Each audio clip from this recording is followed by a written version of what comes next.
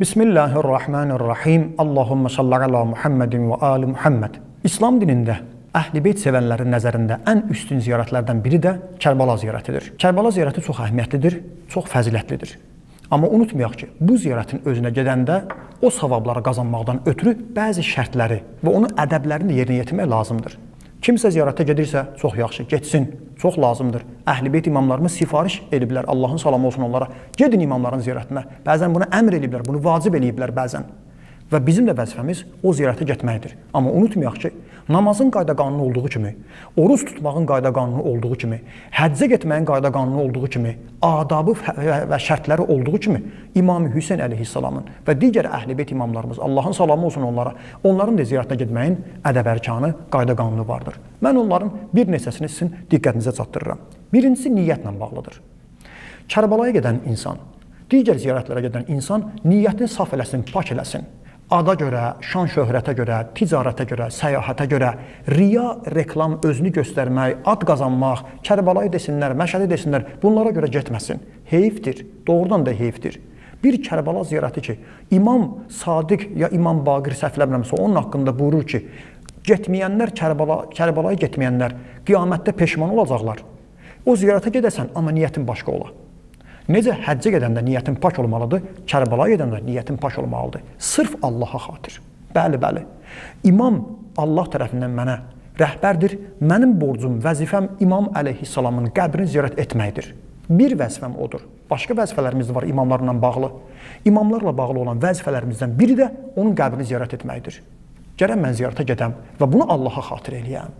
Və onda insan görəcək ki, o ziyarət onun dünyasına və axirətinə, ömrünə, ruzusinə, övladına, nəslinə, hətta öləndə can verməyinə belə təsir göstərəcək. 2. O ziyarətə getdikdə evimizdən çıxanda halallaşaq.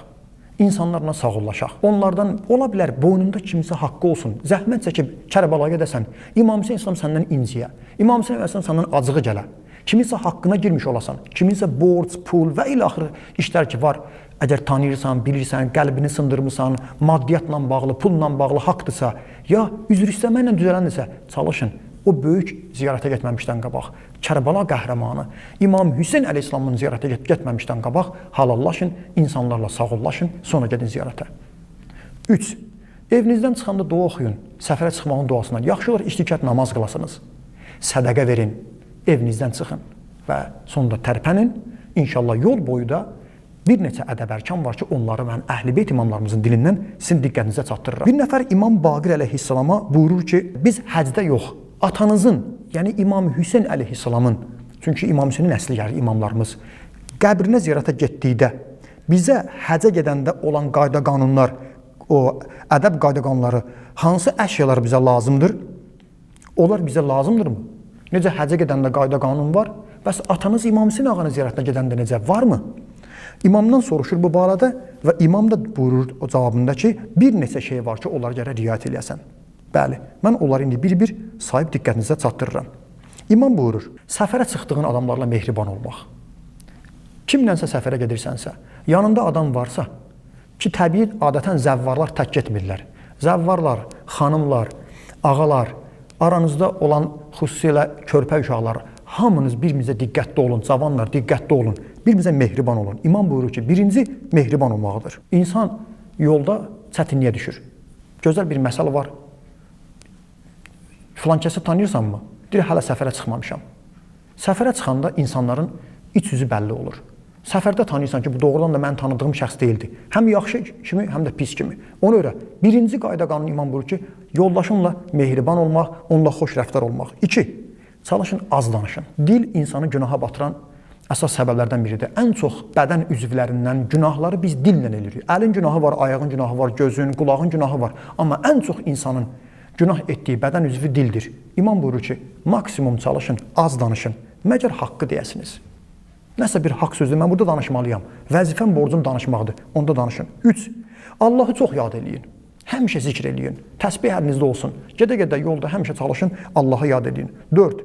Təmiz paltarlarınızı geyinin. İndi yolda ola bilər batsın, amma ziyarətə gedəndə, xüsusən hərəmə gedəndə çalışın, imamlarımızın qəbrinə gedəndə ən pak təmiz paltarlarınızı geyin. İmamın qəbrinə yaxınlaşmamışdan qabaq, getməmişdən qabaq qusl eləyin.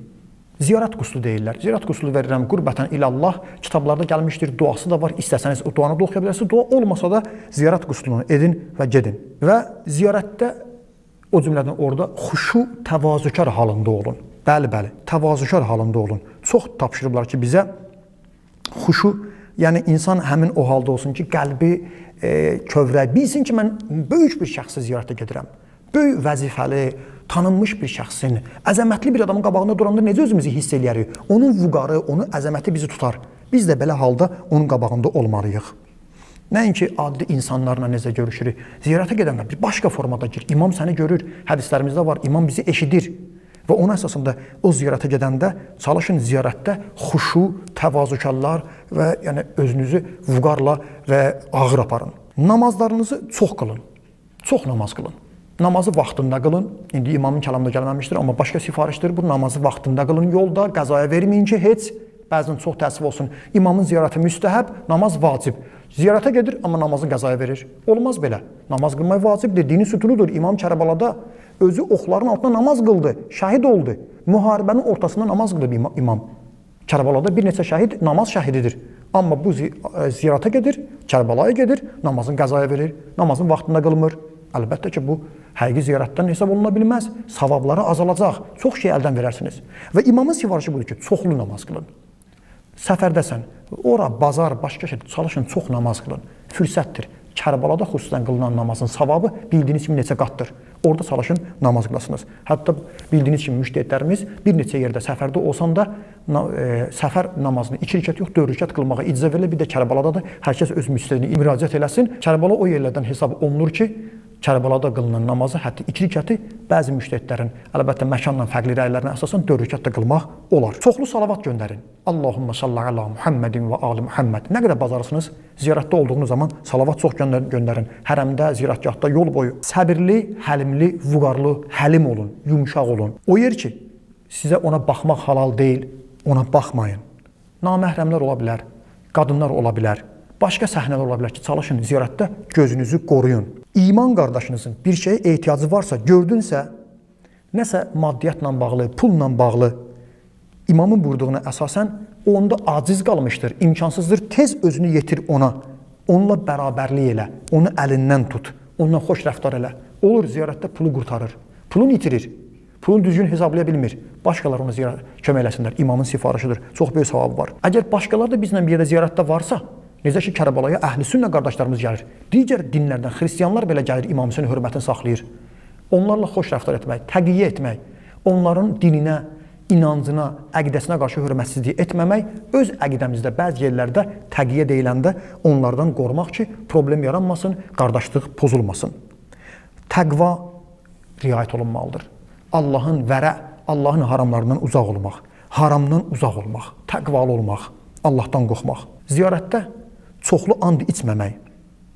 And içmək İslamda bəyənilmir ümumiyyətlə. Bəzi yerlərdə məcbursan and içə bilərsən. İmam deyir, bizim ziyarətimizə gəlmişsə, hey and içmə. Hərəmə gələndə, yolda, o cümlədən ziyarətdə olanda mübahisə etməmək. Yol boyu problemlər yarana bilər.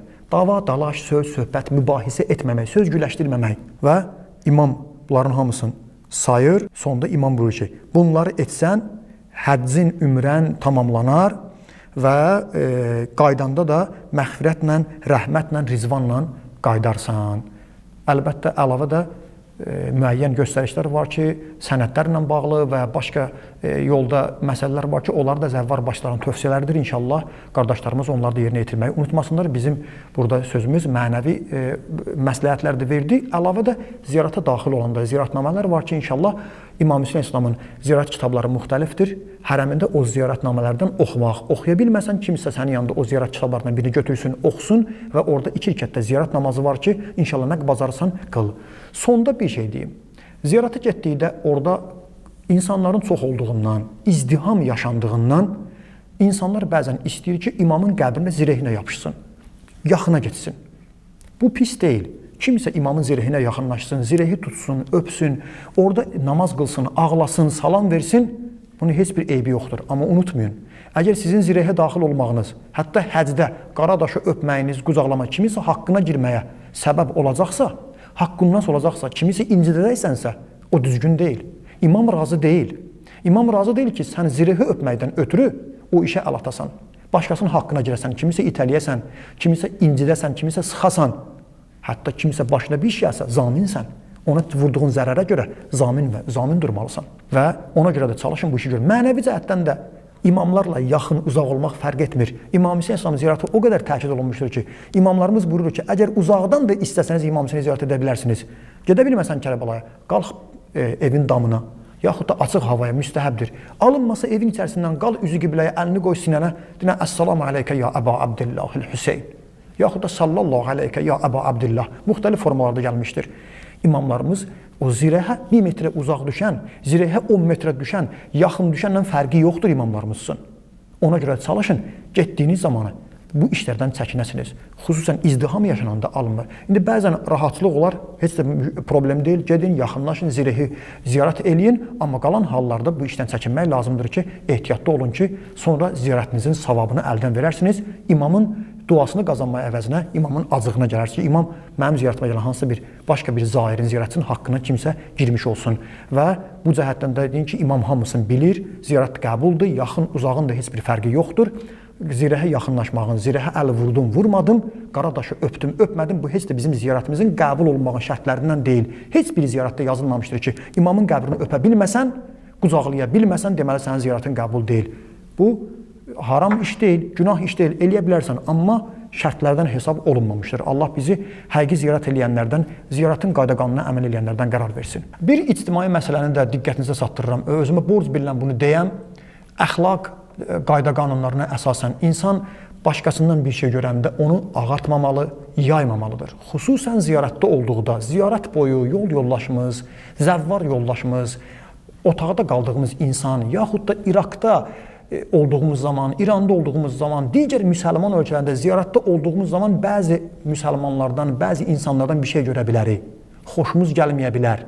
Sonra gələndən sonra onu danışmaq, pisləmək, pis-pis söz demək olmaz.